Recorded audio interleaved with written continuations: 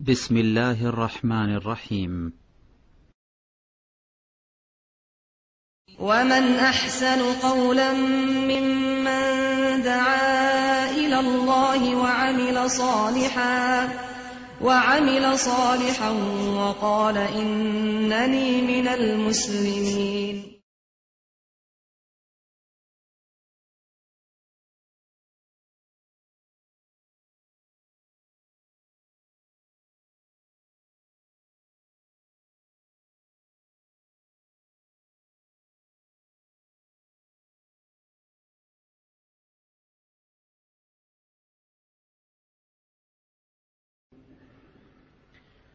وَلَقَدْ وَصَّلْنَا لَهُمُ الْقَوْلَ لَعَلَّهُمْ يَتَذَكَّرُونَ الَّذِينَ آتَيْنَاهُمُ الْكِتَابَ مِنْ قَبْلِهِ هُمْ بِهِ يُؤْمِنُونَ وَإِذَا يُتْلَى عَلَيْهِمْ قَالُوا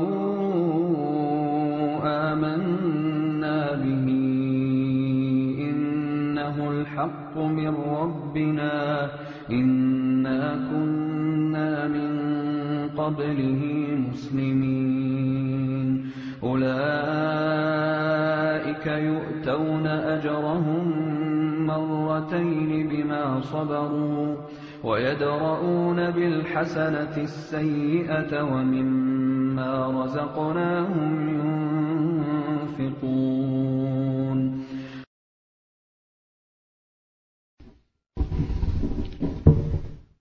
نحمده ونصلي على رسوله الكريم.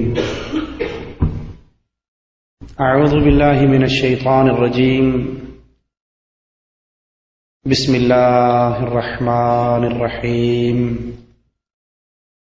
يا أيها الذين آمنوا ادخلوا في السلم كافة ولا تتبعوا خطوات الشيطان إنه لكم عدو مبين. بر صغیر کے مسلمان سال ہا سال سے ہندوؤں کے ساتھ رہے،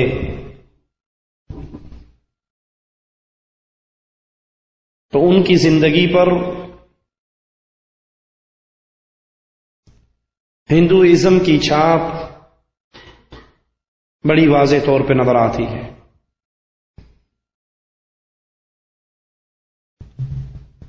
ان کا رہن سہن،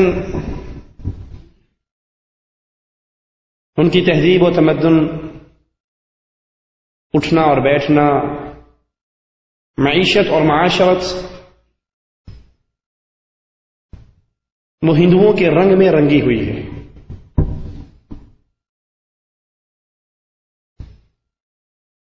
کاروبار کا موقع ہو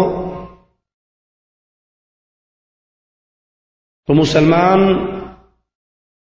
ہندو بنیے کی طرح سود لیتا اور دیتا ہوا بھی نظر آتا ہے.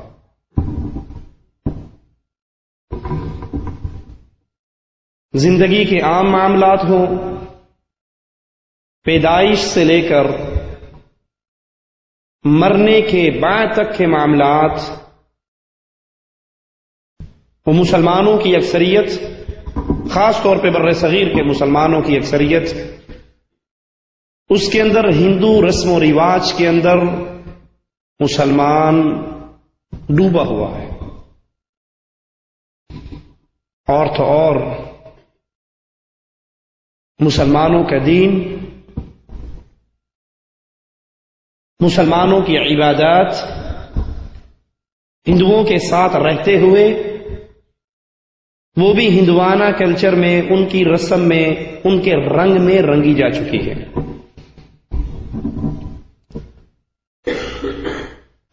ہندو اگر مندر کو پوجتا ہے، مندروں میں رکھے ہوئے بتوں کو پوجتا ہے، تو کلمہ پڑھنے والے درگاہوں میں بنی ہوئی قبروں کو پوجتے ہیں.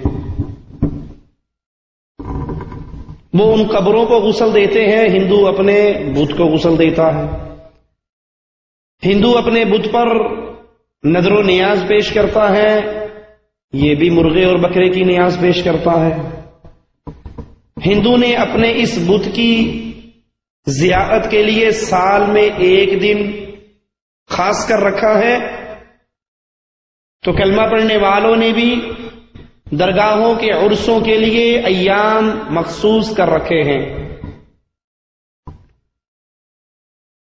ایک فرق باقی رہ جاتا ہے کہ وہ کھڑے کو پوچھتا ہے، یہ لمبے پڑے کو پوچھتا ہے، بس۔ ہندوؤں کے مذہب میں برہمن ان کے مذہبی معاملات میں آل ان آل ہیں، جو چاہے کہے، اس کو روکنے ٹوکنے والا کوئی نہیں ہے۔ کلمہ پڑھنے والوں کے ہاں بھی صوفی صاحب کی یہی حیثیت ہے، انہیں لاکھ سمجھا لو، اللہ کی کتاب اور رسول کریم صلی اللہ علیہ وسلم کی سنت میں یہ معاملہ ایسے نہیں۔ وہ کہتے ہیں جی بات تو ٹھیک ہے لیکن ہمارے بزرگوں نے فرمایا ہے، بزرگ غلط نہیں کہہ سکتے۔ ہندو مذہب کے اندر دین کا سارا ٹھیکیدار برہمن ہوتا ہے۔ کھشتری کو دینی معاملات کے اندر، مذہبی معاملات میں بولنے کی اجازت نہیں، شودر کو بولنے کی اجازت نہیں۔ ہمارے ہاں یہ سارا ٹھیکہ ہم نے مولویوں کو دے رکھا۔ مولوی صاحب جو آپ کہیں گے آپ کے پیچھے اللہ اکبر۔ ہم میں سے کسی کو بولنے کی اجازت نہیں، ہم میں سے کسی کو کچھ کہنے کی اجازت نہیں۔ نہ معاشرت بچی، نہ مذہب بچا، نہ معیشت بچی، نہ سیاست بچی۔ وہ بھی جمہوریت کے دل دادا ہیں تو یہ کلمہ پڑھنے والے بھی جمہوریت کے دل دادا ہیں۔ وہاں بھی الیکشن ہوتا ہے، یہاں بھی الیکشن ہوتا ہے۔ وہاں بھی پارلیمنٹ جو چاہے قانون بنا سکتی ہے 2/3 اکثریت کے ساتھ۔ یہی بیماری ان کلمہ پڑھنے والوں کے اندر بھی موجود ہے کہ یہاں بھی 2/3 اکثریت سے جو چاہے فیصلہ کروا لو۔ ہندوازم کے اندر، ان کے مذہب میں، ان کی زندگی میں ناچ گانا، ڈانس، بدکاری، بے حیائی، بے غیرتی موجود ہے۔ تو کلمہ پڑھنے والوں کے ٹیلی ویژن بھی اٹھا کر دیکھ لیجئے، ان کے اندر بھی یہ سارا سسٹم اور دھندا موجود ہے۔ بلکہ حالات یہاں تک پہنچے ہوئے، بعض نام نہاد مسلمانوں کی درگاہوں پر سر ٹیکنے والا ہندو بھی ہے اور مسلمان بھی ہے۔ کیا خیال ہے انڈیا والے بھائیوں، اجمیر کے درگاہ پر ہندو نہیں آتے؟ بلکہ کئی ایسی درگاہیں ہیں جس پر ہندو اور مسلم لڑائی ہوتی ہے۔ وہ کہتے ہیں یہ ہمارے بابے کی ہے، وہ کہتے ہیں نہیں یہ ہمارے بابے کی ہے۔ اسی طرح زندگی کا ایک معاملہ، وہ شادی اور بیاہ کا معاملہ ہے۔ نماز پڑھتے ہوئے ہندو اور مسلمان میں کچھ فرق ہو جائے گا، پتہ لگے گا یہ نماز پڑھ رہا ہے یہ مسلمان ہے، اور یہ نماز نہیں پڑھتا یہ مسلمان نہیں ہے۔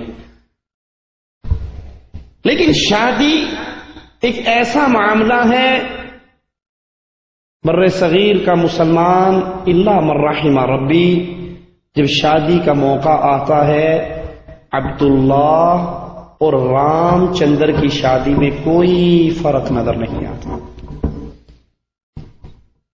کوئی دیکھ کر نہیں پہچان سکتا یہ عبداللہ کی شادی ہو رہی ہے اور یہ رام چندر کی شادی ہو رہی ہے۔